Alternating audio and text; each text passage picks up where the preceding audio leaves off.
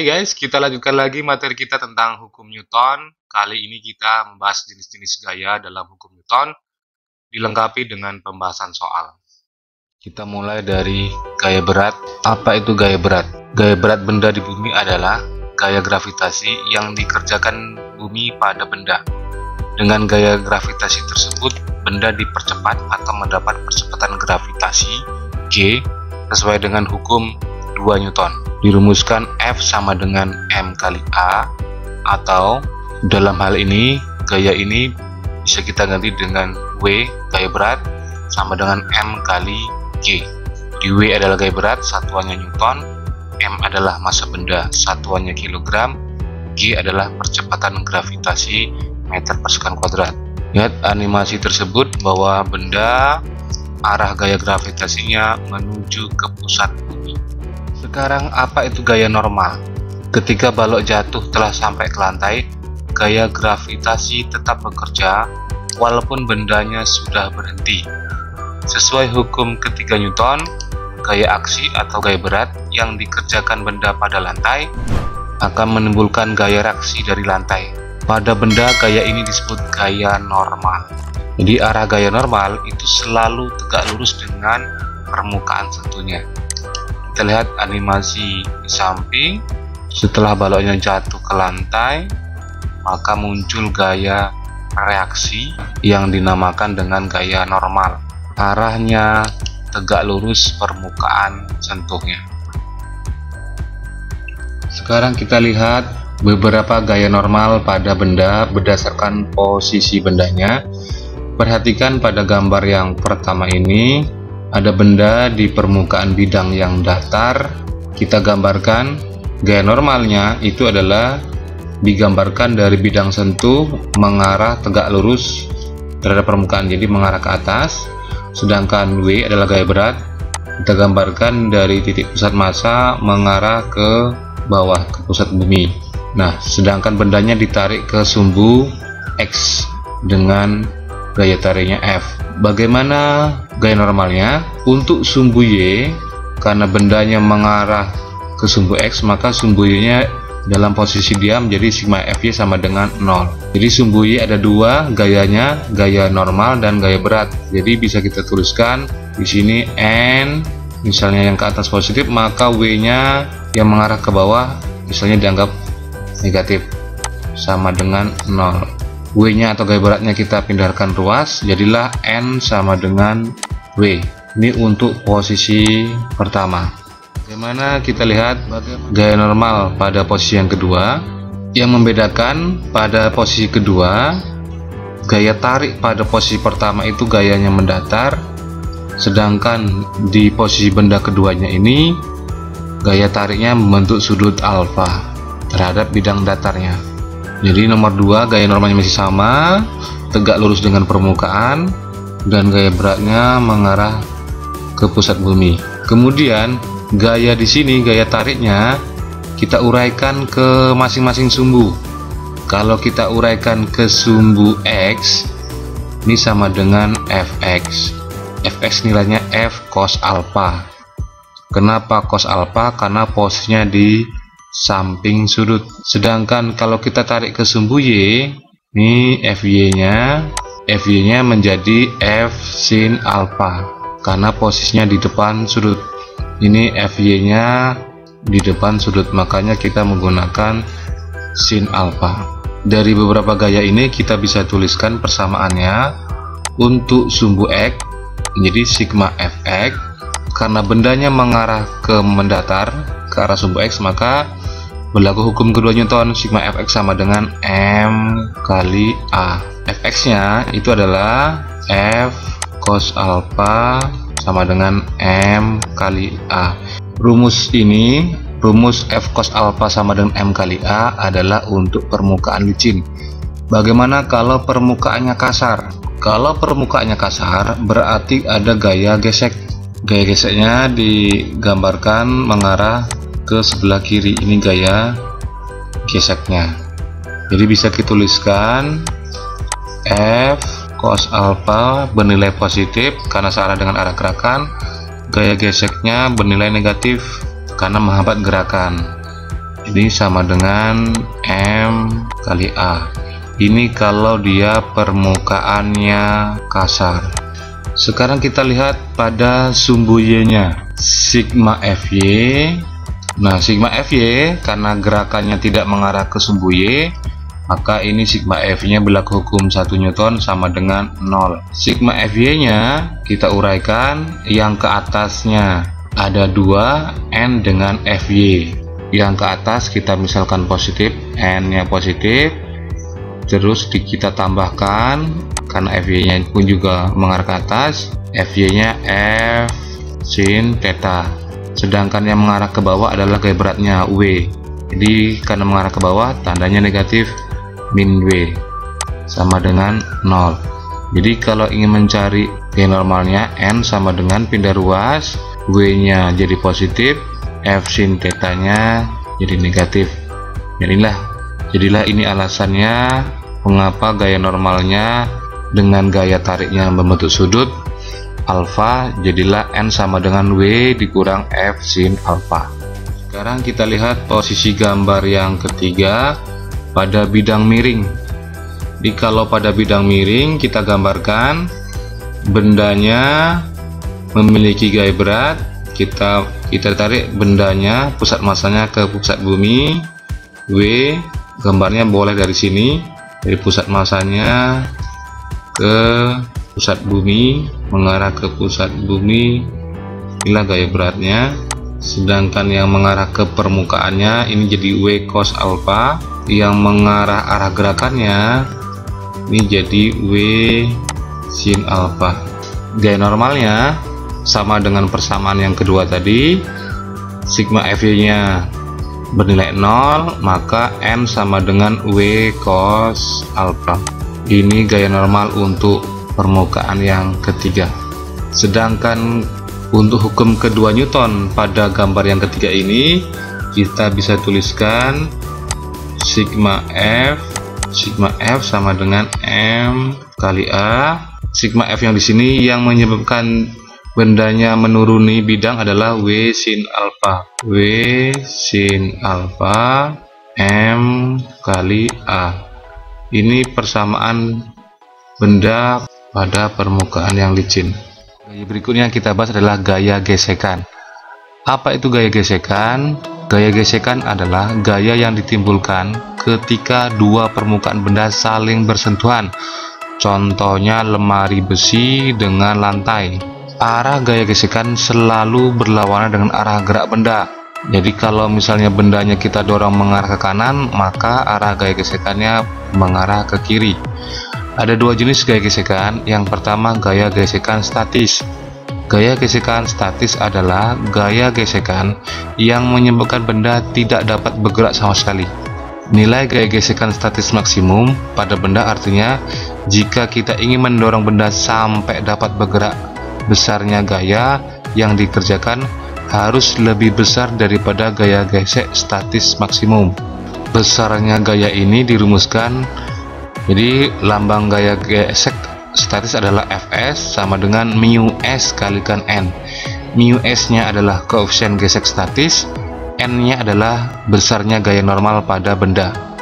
Jadi intinya kita lihat dari animasi anak tersebut, kalau ingin mendorong bendanya ini, maka gaya dorongnya harus lebih besar daripada gaya gesek statis maksimumnya. Kenapa anak perempuan tadi tidak mampu menggerakkan lemari berangkas? Hal ini terjadi karena gaya yang diberikan anak itu masih lebih kecil daripada gaya gesek statis maksimum lemari berangkas. Apa yang terjadi bila anak itu mendorong dengan dibantu kakaknya yang lebih dewasa? Tentunya berangkasnya dapat bergerak walaupun lajunya lambat. Di kelajuan lambat ini dikarenakan gaya gesekan statis yang bekerja pada lemari berangkas. Kalau misalnya permukaan lantainya dengan lemari berangkasnya ini licin, tentunya kelajuannya akan lebih cepat karena tidak ada gaya gesekan. Sekarang ketika bendanya sudah bergerak, maka gaya gesekan yang berlaku adalah gaya gesekan kinetis. Jadi gaya gesekan kinetis adalah gaya gesek yang terjadi saat bendanya bergerak. Gaya gesek kinetis menghambat laju benda. Arah gaya gesekan kinetik berlawanan dengan arah gerak benda, sama dengan arah gaya gesekan statis. Besarnya gaya gesek kinetis adalah gaya gesekan kinetis dilambangkan dengan Fk sama dengan mu k kalikan n. Mu k-nya koefisien gesek kinetis, n-nya adalah gaya normal benda, satuannya Newton. Berikutnya, salah satu bentuk gaya adalah gaya sentripetal. Apa itu gaya sentripetal? Gaya sentripetal adalah gaya yang dimiliki benda pada saat bendanya bergerak dalam lintasan berbentuk lingkaran. Dengan gaya sentripetal, bendanya dapat bertahan pada lintasannya. Kita lihat pada animasi di samping, gaya sentripetal pada tali menyebabkan bendanya tetap dalam lintasan melingkar. Berikut ini contoh aplikasi konsep gaya dalam bidang teknologi. Yang pertama, hovercraft. Hovercraft adalah kendaraan yang menggunakan tenaga kipas besar untuk bergerak dan mengisi bantalan udara, sehingga kendaraan dapat terapung di atas bantalan udara yang menyebabkan gaya gesekan dengan lintasan yang dilewatinya, air atau jalan, menjadi lebih kecil. Karena itulah mengapa hovercraft menjadi lebih mudah untuk bergerak. Contohnya hovercraft. Berikutnya, penerapan aplikasi konsep gaya pada kereta magnet. Kereta magnet adalah kereta yang menggunakan prinsip elektromagnetik untuk mengurangi gesekan-gesekan antar rel dengan roda. Pada bagian gerbong belakang, bukan lokomotifnya, rel kereta dan roda dijadikan bersifat magnetik yang saling tolak-menolak sehingga menyebabkan bagian roda kereta melayang di atas rel. Jadi pada kereta magnet, bagian roda dengan relnya itu tidak menyentuh, jadi seperti melayang. Keadaan melayang ini menjadikan kereta tidak bergesekan sama sekali dengan rel, dan tentu saja keretanya dapat melaju dengan cepat tanpa hambatan yang berarti. Kita lihat contoh soal. Contoh soal pertama, jika balok B bermasa 2 kg, percepatan gravitasinya 10 meter per sekon, koefisien gesekan antara balok dan lantai 0,1, maka hitunglah gaya normalnya, gaya gesekannya, dan percepatan bendanya. Ini dari soal tersebut bisa kita gambarkan seperti yang sudah dibahas sebelumnya. Gaya normalnya dari permukaan mengarah tegak lurus, ini yang dikatakan sebagai gaya normal. Sedangkan dari pusat bendanya mengarah ke pusat bumi, ini dikatakan sebagai gaya berat. Ke arah sumbu X, ini jadi F2X. Mengarah ke sumbu Y, ini jadi F2Y, karena F2 memiliki sudut terhadap sumbu X, sedangkan F1 nya tidak memiliki sudut, maka kita tidak arahkan ke sebagian sumbu Y. Sekarang kita hitung gaya beratnya dulu. Gaya berat dirumuskan M kali G, W sama dengan M kali G, M nya masanya 2 kg, percepatan gravitasinya 10, berarti sama dengan 20 Newton. Kita jawab pertanyaan A, besar gaya normal. Kita tahu tadi untuk mencari gaya normalnya itu berarti mengarah ke sumbu Y, berarti sigma Fy sama dengan 0. Berlaku hukum 1 Newton karena gerakannya bukan mengarah ke atas bawah, karena gerakan pada benda ini mengarah kiri atau kanan. Jadi sigma Fy nya bernilai 0. Ada 3 gaya pada sumbu Y, N, F2Y dengan gaya berat nih. Yang ke atas kita misalkan positif, F2Y sama dengan F sin 60, karena ini posisi di depan sudut. Gaya beratnya kita tandakan negatif, jadi min W sama dengan 0. Berarti N sama dengan pindah ruas W dikurang F sin 60. N sama dengan W nya gaya beratnya 20, F nya 20, sin 60 sama dengan setengah akar 3, jadi N sama dengan 20. 20 kalikan setengah akar 3 hasilnya 17,32, jadi N gaya normalnya sama dengan 2,68 Newton. Inilah gaya normalnya. Sekarang kita cari yang B, gaya gesekannya. Ini gaya gesekannya dirumuskan sama dengan mu kalikan N. Koefisien gesekan antara balok dengan lantai itu 0,1. N nya gaya normalnya 2,68. Berarti gaya gesekannya sama dengan 0,268 Newton. Sekarang kita cari yang C, percepatan bendanya. Untuk mencari percepatan benda, kita gunakan hukum kedua Newton, sigma F sama dengan M kali A. Di sigma F yang mana? Sigma Fx. Karena arah gerakannya arah kiri kanan, berarti searah sumbu X. Sekarang kita lihat gaya-gaya yang bekerja pada sumbu X. Yang pertama adalah F1 nilainya 25 Newton, gaya yang keduanya F2 cos 60, gaya yang ketiga antara balok dengan lantai ada gaya gesekannya karena pembukanya kasar, ini sebagai gaya gesekan. Jadi kita lihat mana arah gaya yang besar, kita lihat kenapa gaya gesekannya mengarah ke kiri, kita bandingkan besar gaya antara F1 dengan F2 cos 60. F1 nya 25 Newton, F2 cos 60 kita tahu cos 60 nilainya setengah, ini 20, berarti 20 kalikan setengah nilainya 10. Jadi karena lebih besar 25 Newton dibandingkan 10 Newton, maka bendanya bergerak posisinya ke arah kanan. Karena ke arah kanan, maka gaya gesekannya ke arah kiri. Jadi bisa kita tuliskan di persamaan ini yang bernilai positif adalah yang paling besar F1 atau yang searah gerakan.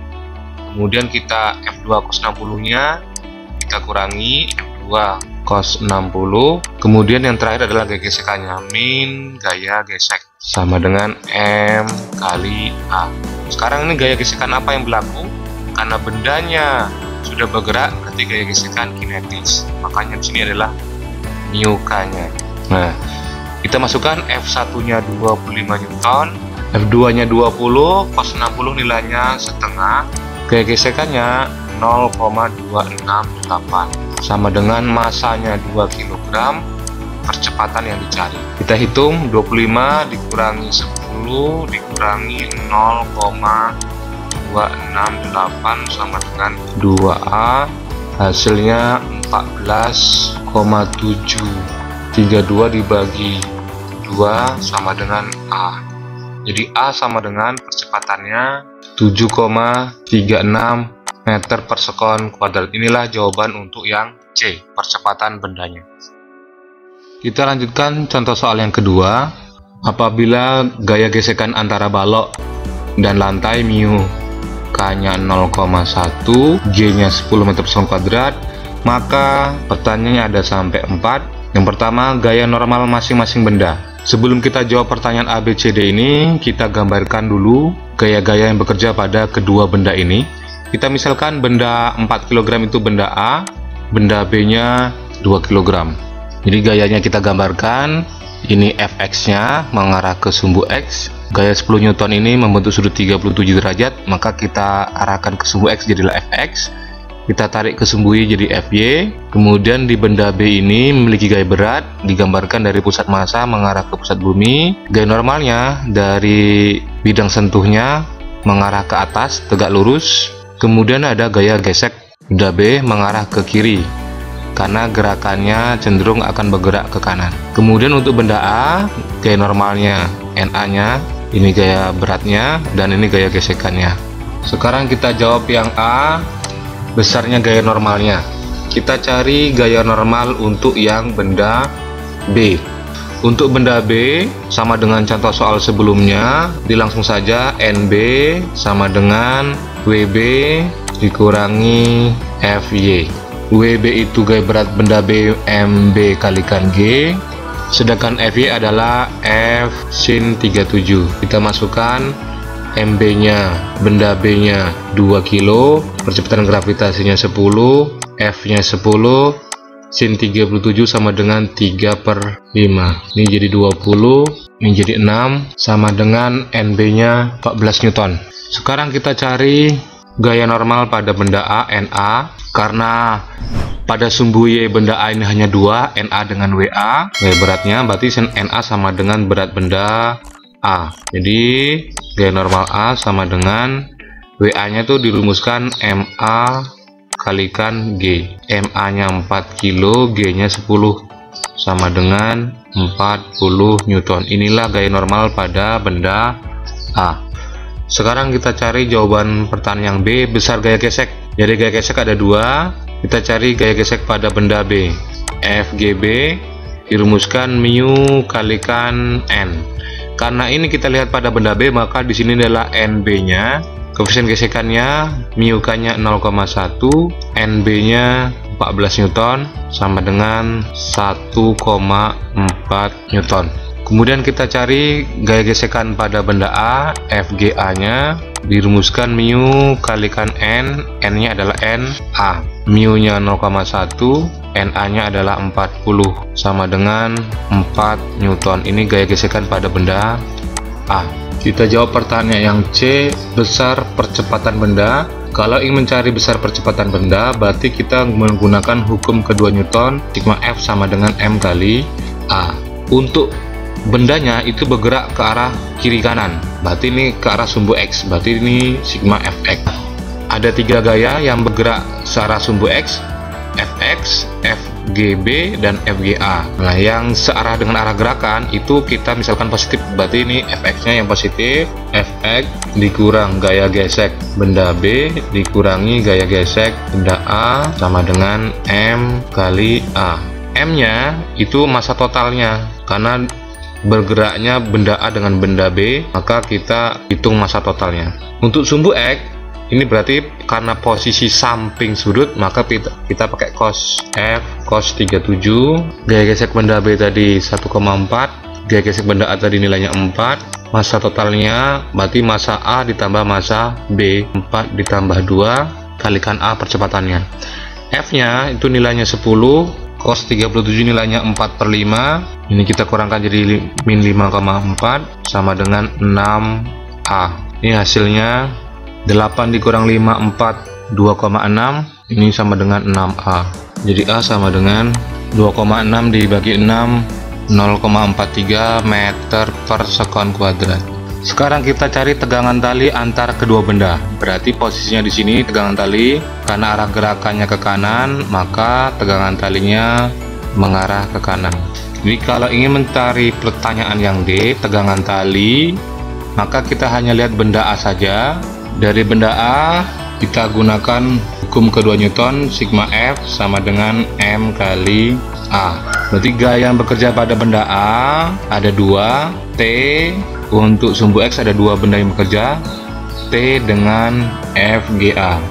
T sama dengan MA nya tadi 4, percepatannya 0,43, min FGA pindah ruas jadi plus, gesekan benda A tadi nilainya 4 dikalikan 0,43 nilainya 1,72 ditambah 4. Jadi tegangan tali T nya 4 ditambah 1,72 nilainya 5,72 Newton. Inilah nilai tegangan talinya.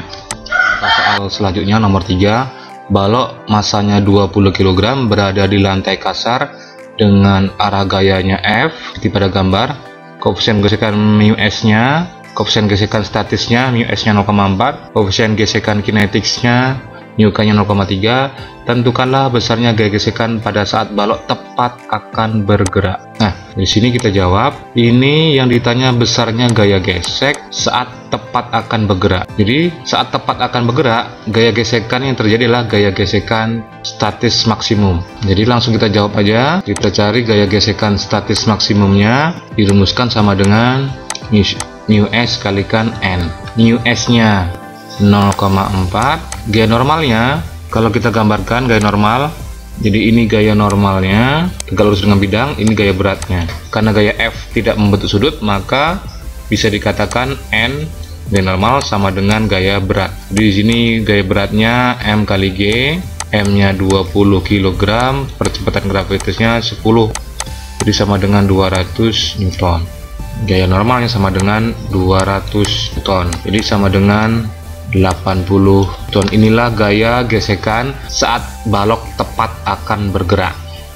Soal nomor 4, sebuah balok kayu diam pada bidang datar yang kasar saat didorong dengan gaya 10 Newton, kotaknya mulai tepat akan bergerak. Dari pernyataan ini, manakah pernyataan yang benar?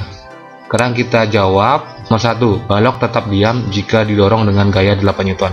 Kalau kita gambarkan, misalnya ini ada balok kayu, baloknya didorong dengan gaya 10 Newton, F-nya 10 Newton. pada saat 10 Newton ini kotaknya mulai tepat akan bergerak. Artinya 10 Newton ini sama dengan nilai gaya gesekan statis maksimumnya. Jadi dapat dikatakan gaya gesekan statis maksimumnya ini bernilai 10 Newton. Nah, sekarang kalau jika didorong dengan gaya 8 Newton, apakah baloknya bergerak atau tetap diam? Jadi bisa kita jawab, kalau gaya dorongnya kurang dari gaya gesekan statis maksimum, maka baloknya akan tetap diam. Gaya dorongnya dilambangkan dengan F besar. Jika gaya dorongnya kurang dari gaya gesekan statis maksimum, dapat dikatakan bendanya dalam keadaan diam. Jadi pernyataan nomor 1 betul. Sekarang kita lihat pernyataan yang nomor 2, balok akan bergerak jika didorong dengan gaya 12 Newton. Jadi kalau gaya dorongnya sama dengan gaya gesekan statis maksimum, maka benda dikatakan tepat akan bergerak. Jika gayanya lebih besar daripada gaya gesekan, maka bendanya dalam posisi bergerak. Di nomor 2, karena gayanya lebih besar dari gaya gesekan statis maksimumnya. Kemudian nomor 3, gaya gesekan statis balok lebih kecil dari 10 Newton. Ingat, gaya gesekan statis itu dimulai dari 0 sampai dengan gaya gesekan statis maksimum. Bisa kita dapatkan bahwa gaya gesekan statis itu dimulai dari 0 sampai dengan gaya gesekan statis maksimum. Makanya pernyataan nomor 3 benar. Pernyataan nomor 4, hukum 1 Newton tetap berlaku jika balok diberi gaya 11 Newton. Ingat, hukum 1 Newton itu sigma F sama dengan 0. Artinya bendanya dalam keadaan diam atau GLB. Kalau gaya dorongnya lebih besar daripada gaya gesekan statis maksimumnya, makanya bendanya dikatakan bergerak. Artinya bendanya memiliki percepatan. Berarti hukum 1 Newton tidak berlaku. Jadi pernyataan benar adalah nomor 1, 2, dan 3 yang benar. Kita lanjutkan contoh soal terakhir. Sebuah benda yang bermassa 2 kg yang mula-mula diam meluncur pada bidang miring kasar dengan sudut kemiringannya 30 derajat seperti pada gambar. Gaya gesekan benda dengan permukaannya antara benda dengan permukaan 2 Newton. Maka hitunglah, pertanyaannya ada 3. Yang A, besar gaya normal, besar percepatan benda, dan kecepatan benda setelah 1 detik. Sebelum kita menjawab pertanyaan ini, kita uraikan dulu gaya-gayanya. Nah, seperti pada gambar, akan muncul gaya normal, tegak lurus dengan bidang permukaan. Kemudian gaya berat, searah dengan pusat gravitasi. Kalau kita uraikan terhadap sumbu X dan sumbu Y, maka ini bernilai mg cos theta atau W cos theta. Yang searah dengan gerakan adalah W sin theta. Nah, pertanyaan selanjutnya, kenapa yang searah dengan gerakan ini W sin theta, sedangkan yang berlawanan dengan arah gaya normal ini W cos theta? Caranya, sudut theta yang di sini ingin kita pindahkan kepada bidang permukaan dengan bendanya. Nah, sekarang posisi theta di sini itu sama dengan posisi sudut di sini. Jadi antara bidang yang mendatar dengan bidang miringnya. Jadi kalau kita teruskan, ini bidang sejajar, tetanya berada di sini. Maka sudut yang sama adalah sudut yang berseberangan. Berarti ini sama dengan yang di sini, sama dengan theta berada di sini, sama dengan theta yang di sini.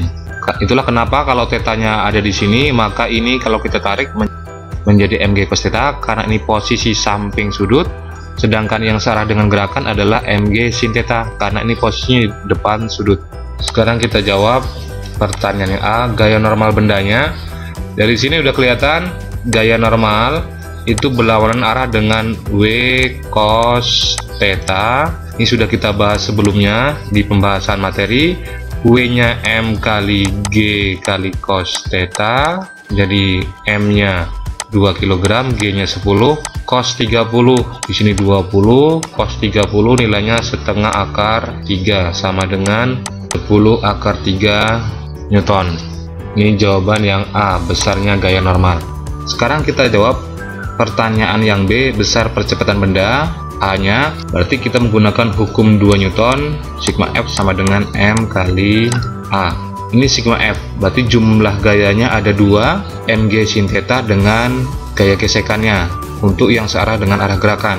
Karena gerakannya menuruni bidang miring, maka mg sin theta-nya yang bernilai positif. Mg sin theta kurang karena arah berlawanan gaya gesekannya tandanya negatif min F. M-nya masanya, bendanya, A adalah percepatannya. M-nya 2, percepatan gravitasinya nilainya 10, sin tetanya sin 30, gaya gesekannya di soal itu 2 Newton, masa bendanya 2. Berarti di sini 20 sin 30 nilainya setengah dikurang 2 UA. Ini berarti 10 dikurangi 2 sama dengan 2 A. Kita lanjutkan ke sini, berarti A sama dengan 8 dibagi 2. Jadi percepatannya sama dengan 4 meter per sekon kuadrat. Inilah besar percepatan bendanya. Sekarang kita jawab pertanyaan yang C, kecepatan benda setelah 1 detik. Artinya ini adalah gerak GLBB. Kenapa GLBB? Karena mula-mula diam meluncur pada permukaan yang kasar. Setelah 1 detik, kecepatannya akan bertambah. Jadi dirumuskan GLBB-nya PT sama dengan V0 plus A kali T. V0-nya, kecepatan mula-mulanya itu 0 karena mula-mula diam. 0, kecepatan tadi kita dapatkan dari pertanyaan B tadi 4, waktunya 1 detik. Jadi jawabannya adalah 4 meter per sekon. Inilah kecepatan benda setelah menuruni 1 detik.